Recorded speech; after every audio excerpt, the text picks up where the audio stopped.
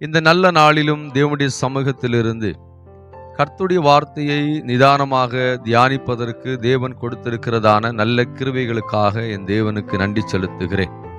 உங்கள் அனைவரையும் இயேசு கிறிஸ்துவின் நாமத்திலே வாழ்த்துகிறேன். கர்த்தர் உங்களை ஆசீர்வதிப்பார். நம்முடைய ஆண்டவராகிய இயேசு கிறிஸ்துவுடைய மரணத்தின் அந்த நாட்களை குறித்து நாம் தியானித்து வருகிறோம். ஒவ்வொரு நாளும் ஒவ்வொரு தலைப்பிலே நாம் கர்த்தருடைய வார்த்தையை தியானிக்கிறோம். இந்த நாளிலும் கூட நம்முடைய ஆண்டவராகிய இயேசு கிறிஸ்துவின் ஜெபத்தை குறித்து நாம் பார்க்க போகிறோம்.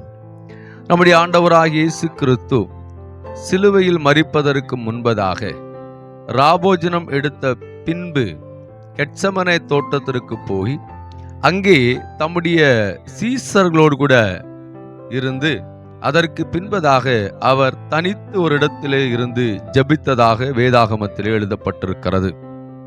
நம்முடைய ஆண்டவராகிய இயேசு கிறிஸ்து தன்னுடைய இறுதி நேரங்களை பிதாவோடு செலவிட்டார், ஜெபத்திலே செலவிட்டார் என்று சொல்லி பார்க்கிறோம். இயேசு கிறிஸ்து இதன் மூலமாக நமக்கு கற்றுத் தருகிறதான ஒரு காரியம் என்ன அப்படின்னா, தேவனோடு பேசுவது நமக்கு மிகவும் அவசியமாக காணப்படுகிறது. இந்த உலகத்திலே நாம் எவ்வளவுதான் மனிதர்களோடு கூட பேசினாலும் அது பிரயோஜனமற்றதாக காணப்படுகிறது. ஆனால் தேவனோடு பேசுகிற ஒவ்வொரு நொடியும் நிமிடங்களும் நிச்சயமாக அது நமக்கு பிரயோஜனமாக மாறும். அதுதான் ஆண்டவராகிய தெய்வம் கெத்செமனே தோட்டத்திலே ஜெபித்தார், வியாகுலத்தோடு ஜெபித்தார், பாரத்தோடு ஜெபித்தார், பலத்த சத்தத்தோடு ஜெபித்தார்.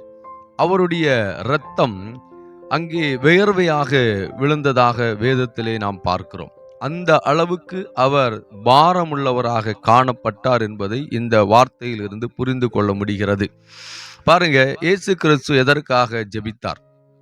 அங்கே ஒரு வார்த்தை கொடுக்கப்பட்டிருக்கிறது, கூடுமானால் இந்த பாத்திரம் என்னை விட்டு நீங்கும்படி செய்யும்.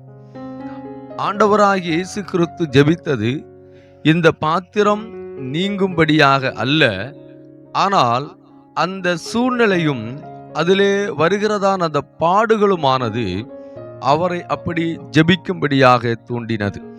நீங்க கேட்கலாம், ஒருவேளை அவர் ஆண்டவர் தானே, ஏன் அவர் அப்படி ஜெபிக்கணும்? ஒருவேளை அப்படிப்பட்டதான அந்த சூழ்நிலையில் இருந்து அவரால் வெளியே வர முடியாதா? கண்டிப்பாக முடியும். ஆனால் வேத வசனத்தின் அடிப்படையில் நம்முடைய ஆண்டவராகிய இயேசு கிறிஸ்து மனுஷகுமாரனாக இருக்கிறார். அதாவது ஒரு தாயின் கருவிலே ஒரு குழந்தையாக பிறந்து சாதாரண மனிதர்களைப் போல இந்த பூமியிலே வாழ்ந்தவராக காணப்படுகிறார். அதனால இந்த உலகத்துக்குரியதான சகலவிதமான பாடுகளும் அவரில் காணப்பட்டது. அவருக்கு பசி இருந்தது, தாகம் இருந்தது, கண்ணீர் வடித்தார், இரத்தம் வந்தது, அவர் சந்தோஷப்பட்டார், கோபப்பட்டார். இப்படி எல்லா குணாதிசயங்களும் மனிதனுக்குரியதாகவும் இருந்தது. ஆனால் அந்த மனித சரீரத்திலே தேவனாக அவர் வாழ்ந்தார் என்று சொல்லி வேதம் சொல்லுகிறது. அப்போ அவர் அந்த கடைசி நேரத்திலே ஜெபித்தது தன்னுடைய இந்த பாத்திரம் நீங்க வேண்டும் என்று சொல்லி அதிலிருந்து விடுதலை பெற வேண்டும் என்கிறதான எண்ணத்தோடு அல்ல, சூழ்நிலைகள் நிமித்தமாக அந்த வார்த்தையை அவர் அங்கே பயன்படுத்துகிறார். ஏன்னா மறுநாள், அதாவது அன்னைக்கு விடிய காலையிலே அவரை அரெஸ்ட் பண்ணி அவர் அன்னைக்கு கொலை செய்ய போறாங்க. அது எல்லாமே ஆண்டவருக்கு நன்றாகவே தெரியும். இது நிமித்தமாக அந்த காரியங்களை அங்கே சொல்லுகிறதை நாம் பார்க்க முடிகிறது. அதுபோல நம்முடைய ஆண்டவராக இயேசு கிறிஸ்துவை குறித்து நாம் வாசித்து பார்க்கும்போது அவர் ஜெபத்தோடு தான் ஒவ்வொரு காரியங்களையும் செய்தார் என்று சொல்லி பார்க்கலாம். முதலாவது, அவர் ஊழியத்திலே காலெடுத்து வைக்கும்போது அவர் உபவாசம் இருந்து 40 நாட்கள் ஜெபித்தார். அது மாத்திரமல்ல, வேதம் சொல்லுகிறது இரவும் முழுவதும் ஜெபிக்கிற வழக்கம் அவருக்கு இருந்தது. அவர் ஒவ்வொரு காரியங்களையும் இல்லைன்னா அற்புதங்களை செய்யும் போதெல்லாம் அவர் பிதாவிடத்திலே ஜெபித்தார் என்று சொல்லி நாம் பார்க்கலாம். உதாரணமாக லாசருவை எழுப்பும் போது ஜெபிக்கிறார், பிதாவே, நீர் எப்போதும் எனக்கு செவி கொடுக்கிறீர் என்பதை நான் அறிந்திருக்கிறேன், இந்த இடத்திலும் நீர் செவி கொடுக்க வேண்டும் என்று சொல்லி ஜெபிக்கிறார்.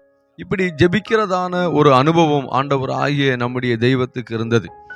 அவர் ஒரு இடத்துல சொல்லியிருக்கிறார், நீங்கள் கேளுங்கள் அப்போது உங்களுக்கு தரப்படும், நீங்கள் ஜெபியுங்கள் என்று சொல்லி ஆண்டவர் சொல்லுகிறார்.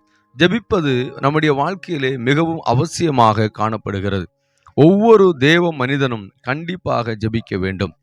ஒரு தேவனுடைய மனிதனுக்கு இருக்க வேண்டிய முக்கியமான ஒரு பகுதி ஜெபம்.